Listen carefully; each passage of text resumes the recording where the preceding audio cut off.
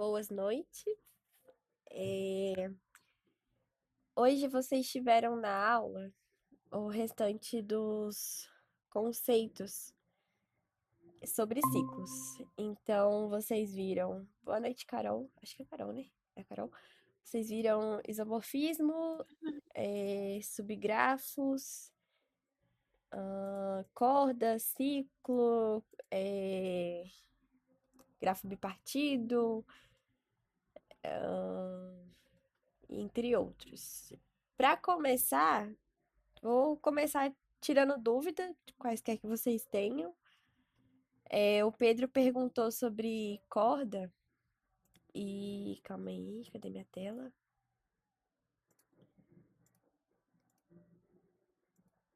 A corda é a aresta que une dois vértices não consecutivos de um ciclo. Então, você tem um ciclo aqui. Esse ciclo aqui maior, ele tem dentro dele uma aresta que une dois vértices que não estão ligados diretamente no ciclo. Se você reparar bem, isso aqui também, essa corda também faz parte de um ciclo. Tá vendo que 3, 4, 5 e 6 também é um ciclo menor dentro do grafo? Mas se você considerar o ciclo maior, que é o de 1 a 7 aqui fora, essa aresta aqui une dois vértices que não são consecutivos dentro desse ciclo maior, então ela é considerada uma corda. Beleza? Ah, botei fé. E aí, eu queria saber se vocês têm alguma dúvida em relação a algum conceito que ele passou hoje. E eu separei três exercícios do Lit Code, os três tá classificado como fácil, médio e difícil. E um é de caminho, um é de grafo bipartido e o outro é de cintura. E antes da gente fazer, só passando aqui, vocês têm alguma dúvida em relação a um conceito? Ou em algum exercício que ele passou no final do slide?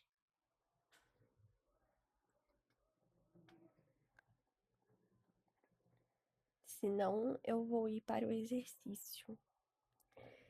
E aí, assim, o Léo tá dizendo que o exercício de amanhã é bem simples. Eu imagino que seja algo de identificar algum conceito.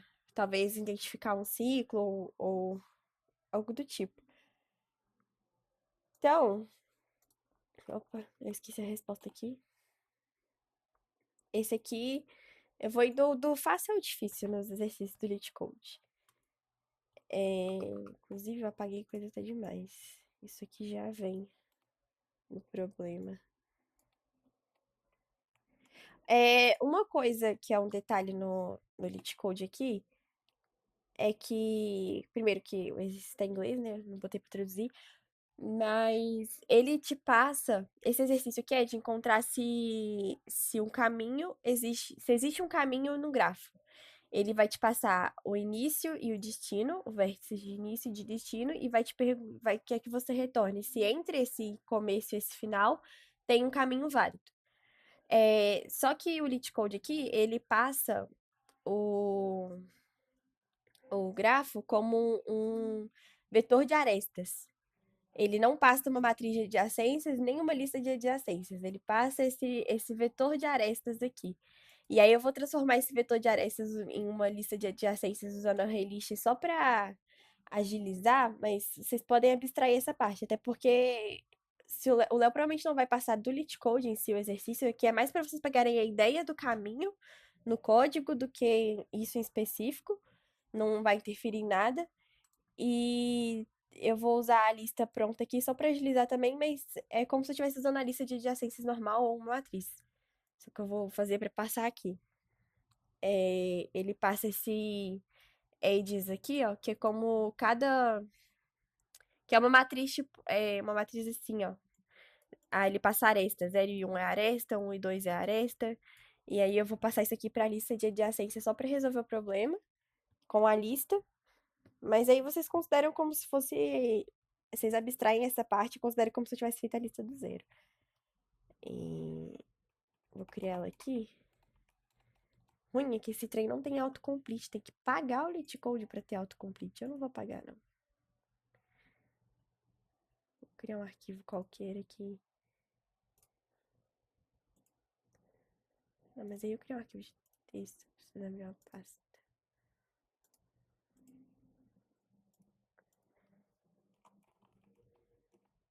O conceito de caminho tá de boa? Vamos achar um caminho aqui.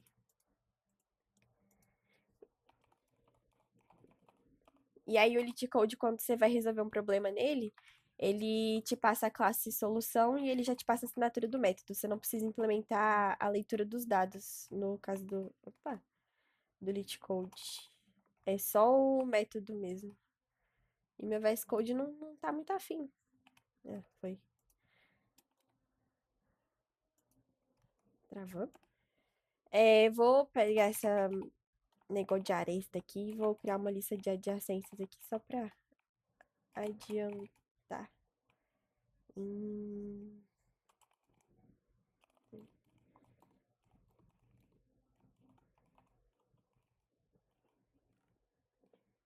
ué,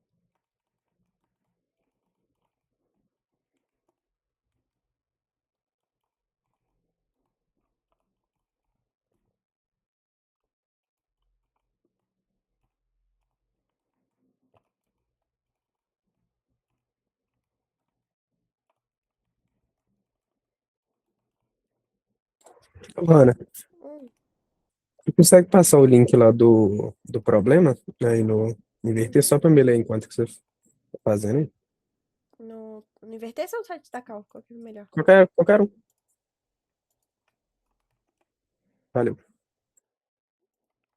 Eu passei bem por cima dele aqui, né? Mas a entrada dele, ele te passa o N, que é a quantidade de vértices, esse vetor de arestas, que ele te passa a relação das arestas, então 0 e 1 é uma aresta, 1 e 2 é outra, e por aí vai.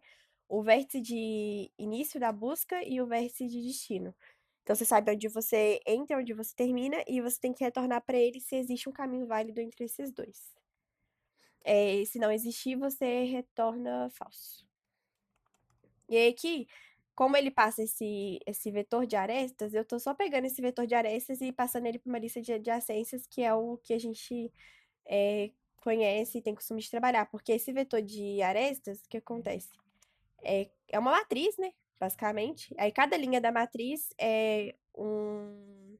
Cada linha é uma aresta, né? Então aqui é uma coluna, aqui é outra. Aí eu basicamente estou pegando aqui a coluna 0 e a 1 e colocando na lista aqui, ó. Só para poder Aham. começar. E aí, beleza.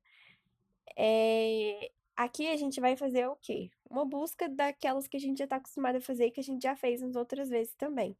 Então, o nosso vetor de visitados, para a gente saber por quem a gente percorreu. E aqui eu vou usar a mesma lógica daquele outro problema de criar uma fila para eu percorrer a partir dessa fila. Qual o problema? Acho que foi um dos exercícios ao vivo que tinha do SPOG ou do Online Judge, não lembro. Mas eu vou usar uma fila de estrutura auxiliar para eu poder adicionar os elementos nela e percorrer.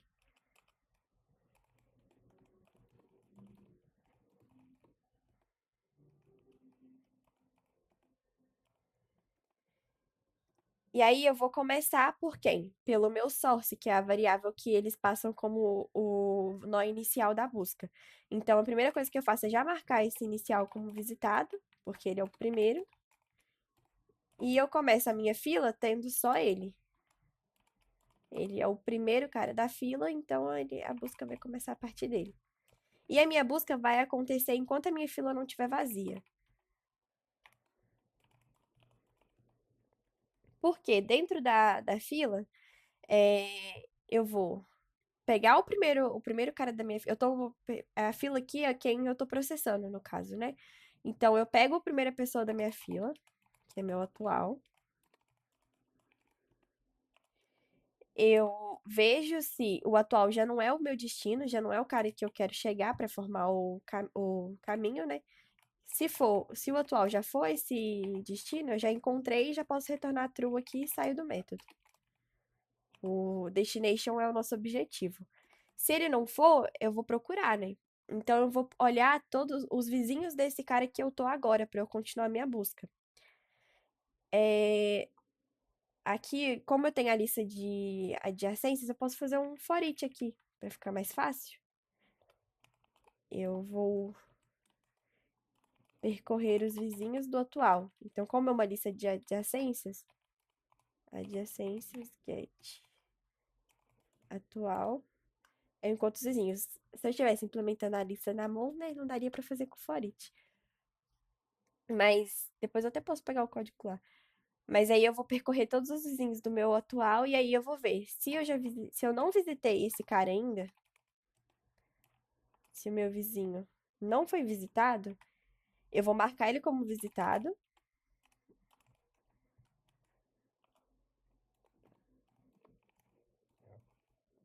e vou adicionar ele na fila. Aqui ele vai para o final da fila. Isso significa que na próxima vez que meu while de fora rodar, esse vizinho já vai estar na minha fila. Então eu vou passar por ele também. E a busca, isso aqui é uma busca em largura. Eu não sei se o Léo chegou a formalizar o nome, mas basicamente o que eu tô fazendo aqui é, eu tenho um ponto de partida para percorrer o meu grafo. Eu não preciso percorrer começando a partir de todos nós, porque o próprio problema me diz de onde que eu tenho que começar. E aí eu começo desse ponto de partida, colocando só ele na fila. E aí, a partir dele, eu vejo quais são os vizinhos dele que eu ainda não visitei, adiciono esses vizinhos na fila. E aí depois eu percorro a partir desses vizinhos, até eu encontrar o destino. Se eu chegar no ponto de que eu percorri todos os nós e eu não encontrei o destino, é porque não existe um caminho válido para o destino. Que seria o caso, por exemplo, desse exemplo aqui, ó, que a entrada, o vértice inicial é o zero. E o meu destino é o 3. Mas não tem nada que conecte o zero com o 3 aqui. Então esse caminho não existe. E é basicamente isso o exercício. E essa busca, a representação do que eu fiz no código aqui, é isso aqui, ó. Aqui é um grafo direcionado, né? O problema tinha um não direcionado. Ué, aí. Esse aqui seria um exemplo do exercício, ó. E aí, se eu passasse que a entrada é 7 e o meu destino é 3, teria que retornar falso. Então, aqui, ó, eu vou começar a busca pelo 7. E aí eu vou dar run aqui e aqui. Beleza. O 7 vai procurar o vizinho dele, que é o 6. E aí, o 6 está marcado como. Esse aqui é o vetor de visitados, né? O 6 está marcado como true. E aí, ele coloca o 6 na fila. A fila tá aqui. E ele visitou o 6, adicionou o 6 na fila e marcou ele como visitado. Depois, a fila vai puxar o 6. Então, agora o 6 que tá fazendo a busca, ele vai visitar o 5. Ele vai marcar o 5 como visitado e colocar ele na fila. E aí a busca daqui vai para o 5 e o 5 não vai para lugar nenhum porque o 7 já foi marcado como visitado. Então, se eu começar pelo 7, a Ô, busca Ana, para aqui. Oi. a única diferença aí desse que você está mostrando é que no seu código você começa marcando da onde você começou como true, né? Aí não marcou, não. O 7 como true. Aqui no. Ah, ele não marcou mesmo, não. Mas ele não volta aqui, tá vendo que ele para no Aham. 5 e. Acho Então, que. mas no seu código lá que você implementou, você está marcando onde começa como true também, não tá? Pra ver lá. Aqui ele não marcou, mas tá vendo que ele tem esse vetor de paz? Ele sabe que eu vim do 7 quando eu comecei Aham. a busca pelo 6. Aqui eu tô marcando porque na hora que eu. Esse código aqui, tem tanta aba aberta. Porque na hora que eu vou percorrer, eu vejo quem eu não visitei ainda. Então, se eu comecei a busca daquele primeiro, eu não vou voltar nele. Mas aqui, como ele tem a marcação do pai, ele sabe de onde ele veio. Mas realmente, ele não marcou o 7 como true. Ele marca só o primeiro vizinho. Mas vocês entenderam a lógica da fila de espera aqui? Você marca como o seu vizinho como true e aí coloca ele na fila. E aí, por exemplo, se eu começar essa busca pelo 3, ele marca o 1 como true. E aqui ele tem a noção de que ele veio do 3 e aí ele vai, coloca o 1 na fila. Aí depois ele vai pro 0 e coloca o 0 na fila. E assim vai. Esse exercício é só isso. Não tem nada além disso. É só para encontrar se existe um caminho entre dois pontos. Ele te dá a entrada e a saída. Então ele é mais simples porque você não tem aquele caso de que você tem que percorrer um grafo inteiro, começar a busca de todos os nós. Você começa a busca sempre de um nó específico e só vê a partir dela se você chegou onde você queria. Se você não chegou, você retorna falso. Esse é o primeiro. Ah, Anne, nesse caso, hum, nesse exercício, você usou lista, não foi? é. Aí, com matriz, como é que ele ficaria? É a Eu não mesma tenho. coisa, é só porque, como a entrada do Lit Code dá esse negócio aqui, ó, que é a relação de aresta, para passar para matriz é mais fácil, mas é que eu teria que ter passado ah, esse 0 e 1 aqui. Eu teria que passar isso aqui para matriz, né? Aí na hora de ler aqui, ó, aqui nos vizinhos, você percorreria a matriz toda. Aqui. E aí você veria if, matriz, na posição atual e são vizinhos. É igual a 1. Aí você veria se eles são vizinhos e se não foi visitado ainda. A única coisa no código que muda é essa parte aqui, ó. Você teria a matriz, né? Vamos supor que aqui ele passasse como parâmetro esse edges aqui fosse a matriz. Não esse negócio de aresta. Seria assim, o for. Só isso que muda. Você vê se o atual, que é o vértice que você tá agora, e o i, que é é o loop, é um vizinho válido. Se for, você entra no, vê se ele não foi visitado ainda e coloca na fila. Entendi, beleza. Obrigado. É que aí. Ficaria assim. Ana, uma outra dúvida. Hum. Nesse caso, por exemplo, naquele gráfico que você fez, ele não tem dois filhos. Ele tem só um. Por exemplo, vai do 3 pro Ah, 2. tá. Ele só tem um filho. Aí, se ele tivesse um filho, ele tem que verificar tanto o caminho certo quanto o outro. Ou não. Aqui, ó. Esse aqui tem dois, tá vendo? Esse um. Se eu começar a busca por ele, ele começou procurando o 5 aqui. Então, ele marcou o 5 como true e colocou o 5 na fila. Tá aqui. Depois, ele já vai pro próximo vizinho, tá vendo? A diferença dessa busca com a fila para aquela busca que a gente fez em outro exercício usando recursividade é que aquela recursiva você vai sempre a fundo. Aquela outra de forma recursiva, você vai sempre procurando os filhos dos filhos dos filhos. Essa aqui não. Fazendo desse jeito com a fila, você coloca na fila todos os vizinhos do cara. Então aqui, ó, você colocou o 5 na fila, agora você vai colocar o 6 na fila também. Se ele tivesse mais um vizinho, você ia colocar ele na fila também. Porque daí você vai tirando da fila aqui agora. Por isso que a fila demora a ficar vazia. A fila começa só com esse cara aqui. Mas à medida que você vai visitando, você vai adicionando na fila. E aí, beleza, agora eu tô no 5. O 5 só tem um filho, só tem um vizinho, no caso. Então eu vou adicionar esse vizinho do 5 na fila também, que é o 3. Foi pra fila. O próximo cara da fila é cá no 6. Eu não continuo aqui no 3. Eu retiro o cara da fila aqui, ó. O 6 só tem um vizinho também, então vou ir pro 7. Adicionei o 7 na fila. Agora sim eu volto no 3, porque o 3 tá no topo da fila. E daí o 3 tem o 0 e o 7 de vizinho. E o 5 aqui também, né? Eu tinha esquecido do 5. Ele adiciona na fila e o 7 já tá marcado como visitado, então eu não preciso adicionar ele de novo. Aí eu adiciono o 5 e o 0. Então, tá vendo que ele vai seguir nessa ordem?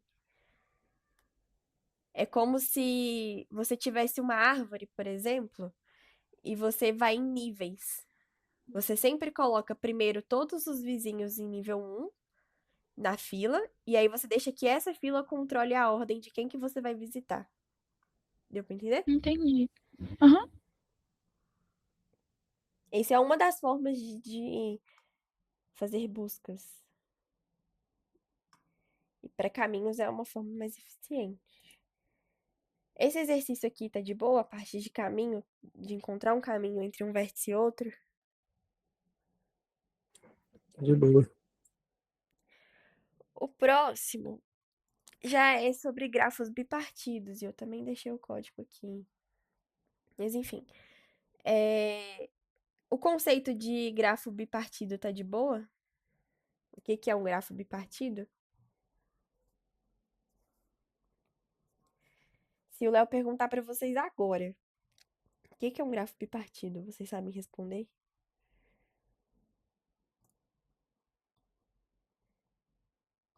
Vou abrir aqui.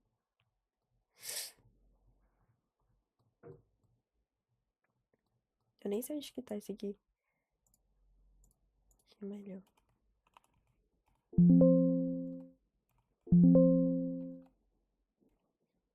Vai. Tá no outro slide, né? Ah, achei que tava nesse aqui.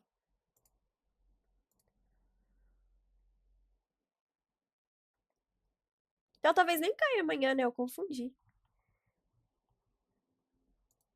Dá pra pular esse exercício, hein? Ah, esse é da outra aula. Vou pular ele por enquanto, então vou ir pro outro, que o outro é mais complexo. Esse aqui deve demorar mais tempo. Esse daqui. Eu até tava em dúvida se eu ia resolver ele mesmo. Mas enfim.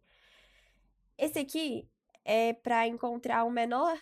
É pra retornar o menor ciclo em um grafo. Na verdade, ele quer que retorna o tamanho do menor ciclo de um grafo. O menor ciclo de um grafo é a cintura do grafo.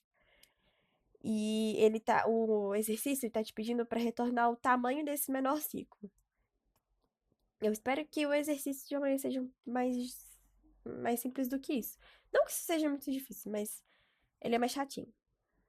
Esse exercício tem um grafo não direcionado, que ele, de novo, dá aquelas arestas, o vetor de arestas, né, que eu prefiro transformar em lista. Mas o foco aqui é vocês entenderem a questão do ciclo. Esse exercício está te pedindo para retornar o tamanho do menor ciclo. E aí, existem dois tipos de busca. É, dois tipos de busca para você percorrer grafos. Tem a busca em profundidade e a busca em largura. Essa última que a gente fez agora é a busca em largura. E para encontrar o menor ciclo, ela é mais eficiente porque ela percorre em níveis. Então, se você começa a busca do nó zero e você encontra um ciclo a partir do nó zero, esse ciclo é o menor possível saindo do nó zero. Então, você só precisa garantir de que esse é o menor ciclo do grafo. Então, você precisa testar a busca começando de todos os nós possíveis e ver qual que é o menor. É basicamente isso. Por quê? A busca em profundidade, ela, como o nome diz, ela vai descendo os nós. Então, se eu começo do nó zero, ele vai para o 2 e vai para o 4. Mas a busca em largura, se eu começo do nó zero, ela olha o 2 e olha o 3. Ela vai olhando os níveis dos vizinhos. Ela não desce para o 4 enquanto ela não tiver até olhado do nível 1 do outro lado aqui. Então, usar esse tipo de busca aqui é mais eficiente por isso, porque você vai saber qual que é o menor ciclo daquele nó, a partir daquele nó. E aí você só precisa saber se esse é o menor ciclo no geral, comparando no final. Mas assim, focando em entender como encontrar um ciclo nesse caso, eu acho que vocês já estão bem para amanhã, desde que vocês entendam o que é um ciclo e como identifica o ciclo. Por isso eu trouxe outros exercícios de ciclo. Pode ser que nem caia amanhã no final das contas, pode ser. Mas eu acho que é um dos mais possíveis. Mas eu posso estar tremendamente errada, eu espero que não. Deixa eu copiar a assinatura do método. Ele passa o número de vértices e o vetorzinho de arestas. E aí você tem que retornar qual que é o tamanho do menor ciclo.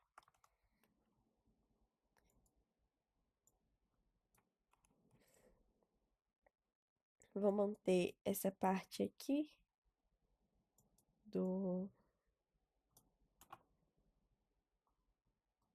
transformar em lista de adjacências. E aí, beleza. Deixa eu apagar isso aqui por enquanto. Eu vou criar uma variável aqui de controle no menor ciclo. Vou colocar ele aqui como um int max. Ué. É sem unidade?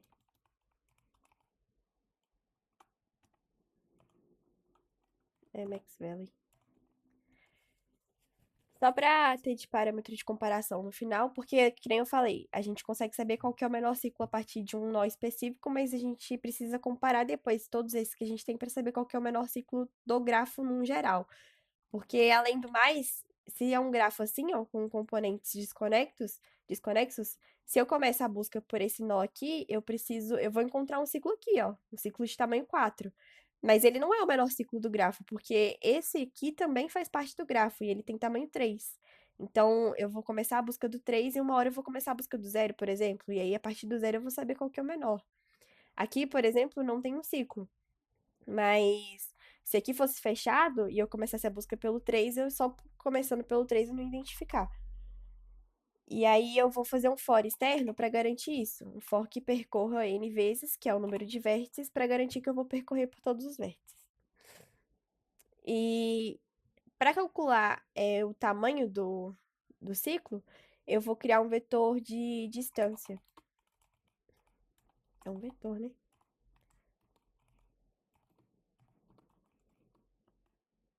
Que é de tamanho n. E eu vou inicializar esse vetor com tamanho -1 para todo mundo.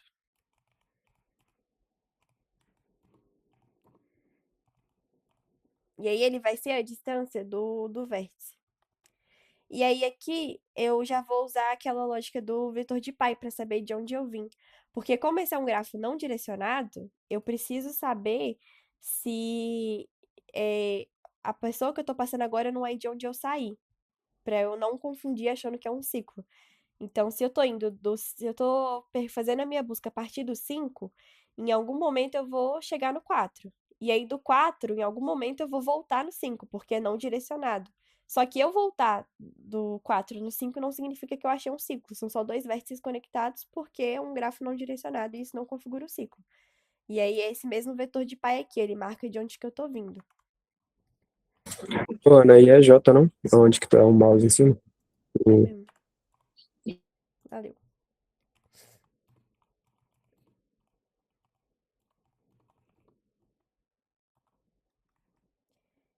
E vou preencher o pai de todo mundo com -1 também.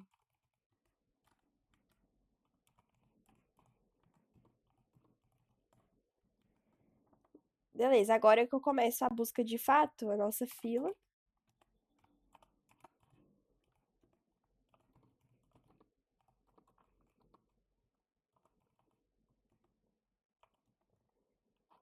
E enquanto a nossa fila não estiver vazia, eu removo o primeiro elemento.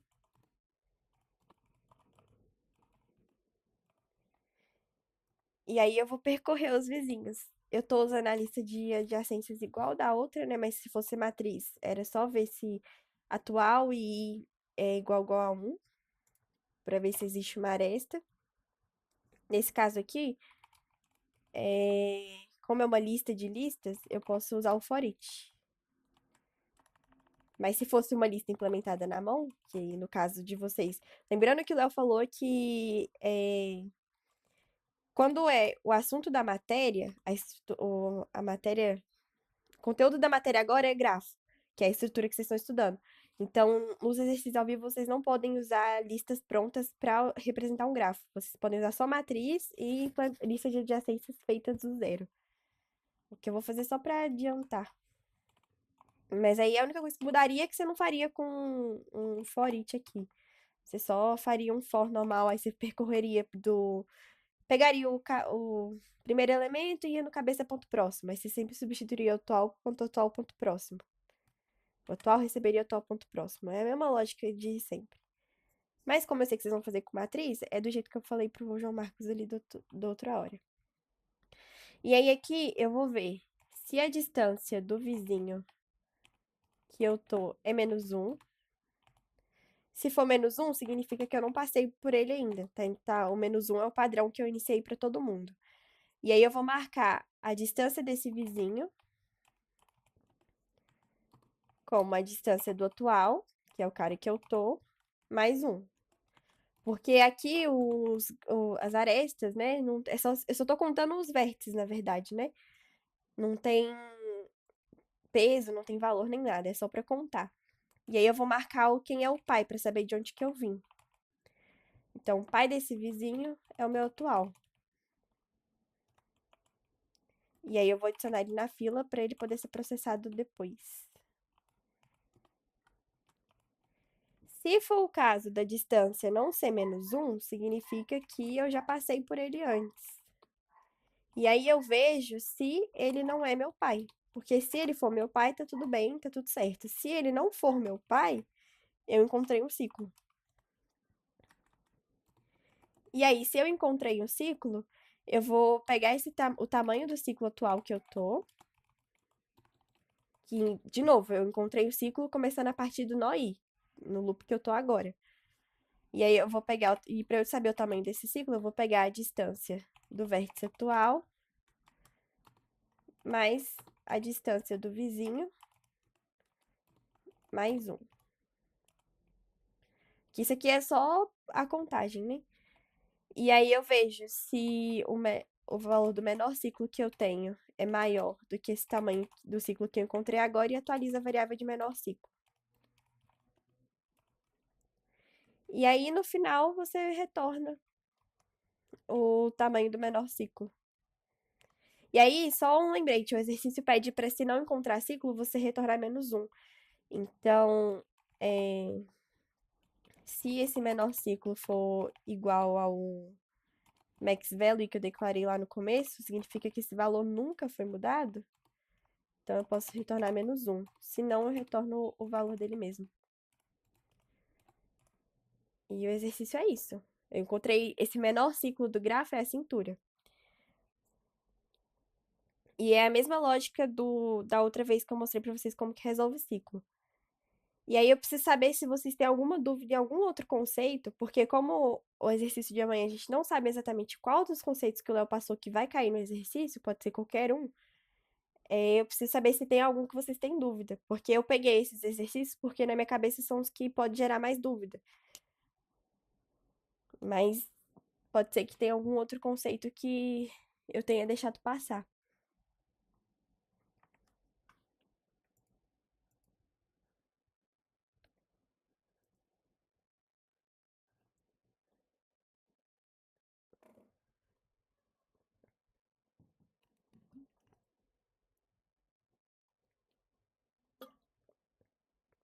Alguém?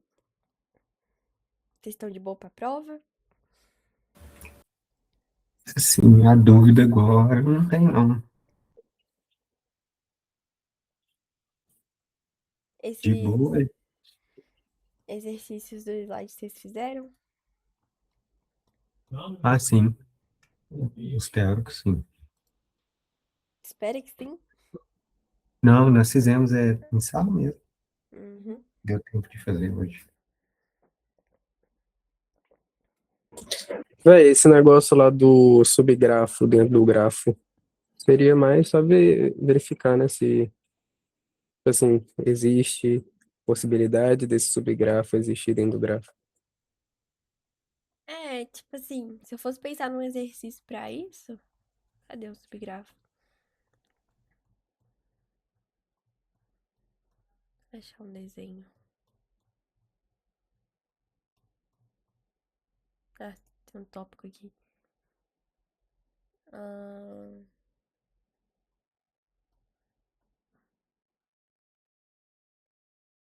hum, Porque para um grafo não ter subgrafo seria, por exemplo, se ele fosse sem arestas internas, né?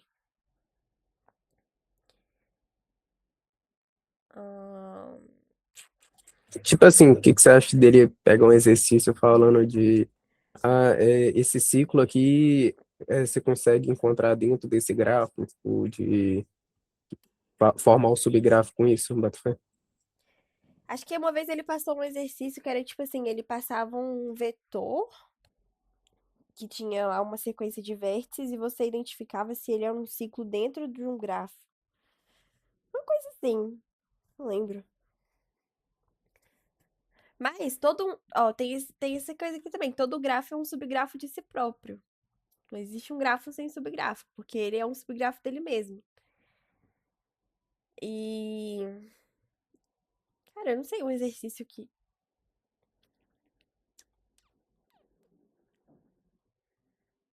ah, dá pra pesquisar no.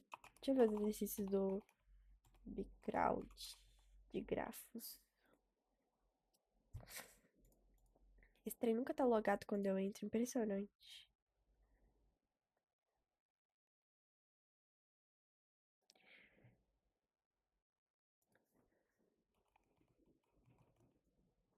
E aí que ele não separa direito o que que é o.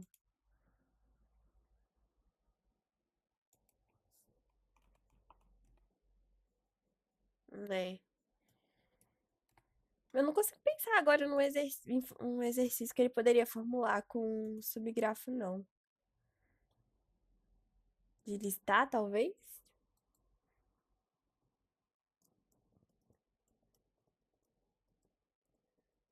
Listar todos os subgrafos possíveis de ter feito no gráfico. É,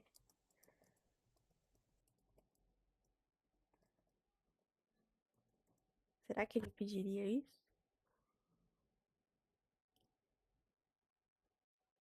É porque você tem que marcar os. Pra você listar todos os subgrafos, você teria que marcar quais são as sequências possíveis, porque, tipo assim, supondo que aqui seja A, B e C. A, B e C é um subgrafo, mas se você começa de A, B e C, se você começa de B, C, A, também é um subgrafo. E eles são os mesmos nós, na verdade, né? Esse método tem que identificar quais os nós como indivíduos únicos, né? Aham. Acho que tem um negócio aqui no slide que eu lembro eu passo lá na aula, que é. Vou tentar achar o desenho aqui na página.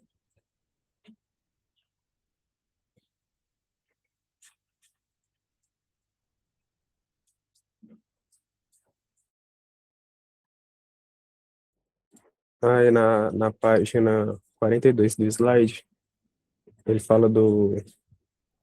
Ah, não, mas é grafo, ciclos não isomórficos. 42 aqui. Aham.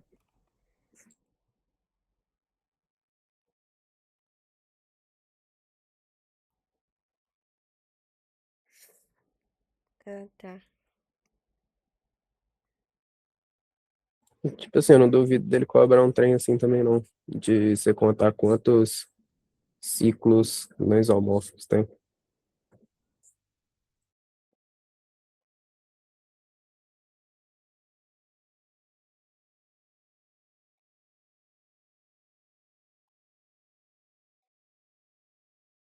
Uhum. Tô pensando aqui.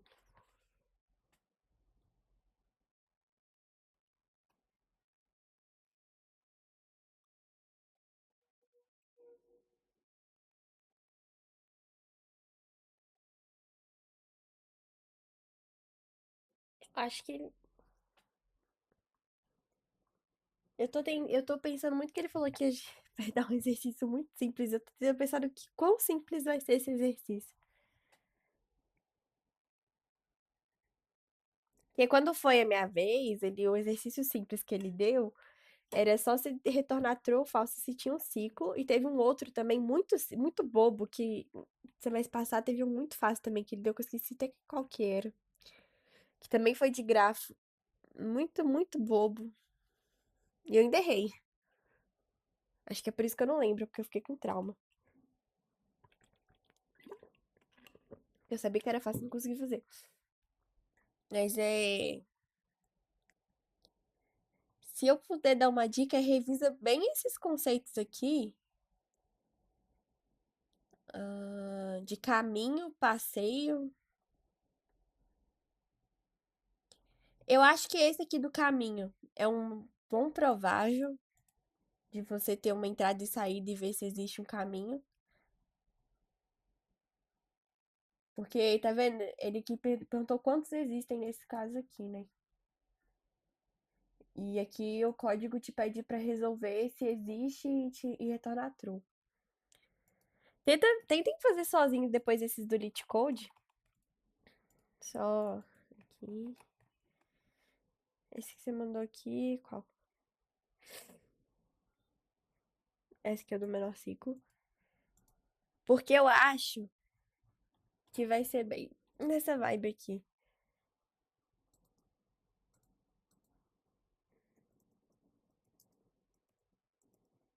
No mais, se vocês tiverem mais dúvidas de conceito, de coisa assim. E se vocês quiserem, eu resolvo o do grafo bipartido também. Apesar de que é a matéria da última. Se não caiu no último exercício, acho que não cai mais, não. Isso aqui seria mais pra prova, mas a prova de vocês também vai ser teórica, né? Mas a questão do grafo bipartido é a lógica de pintar os grafos, pintar os vértices, e aí você percorre os vizinhos do vértice que você tá olhando, os vizinhos você pinta de uma cor oposta, e aí se você chegar no momento em que o vértice atual e o vizinho têm a mesma cor, eles já não são bipartidos.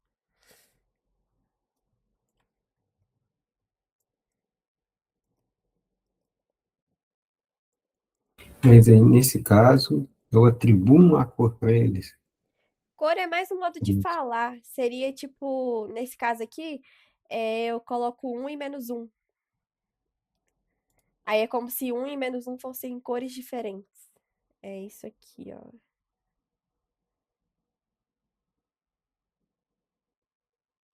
Na hora que eu achar.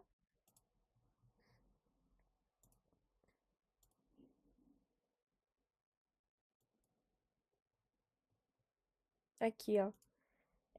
0 é não visitado, 1 é cor A e menos 1 é cor B.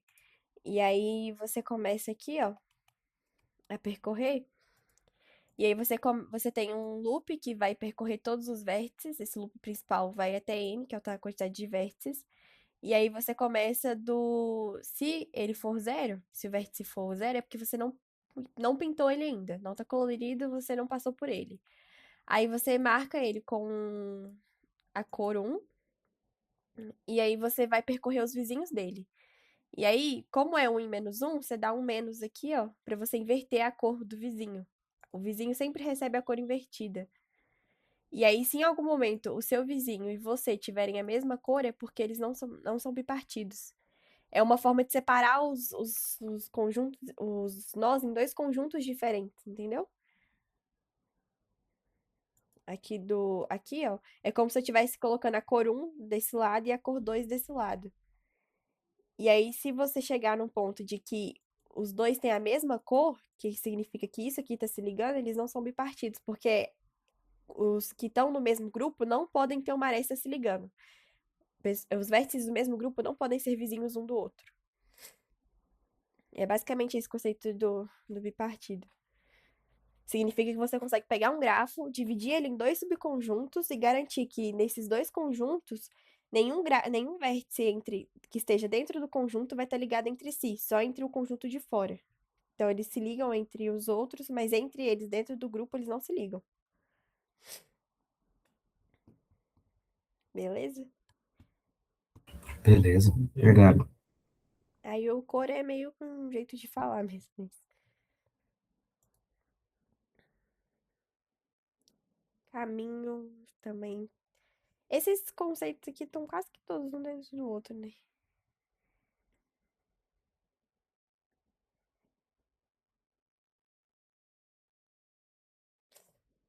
Eu vou ver se eu acho mais algum outro exercício aqui e mando pra vocês se vocês quiserem testar, fazer agora à noite.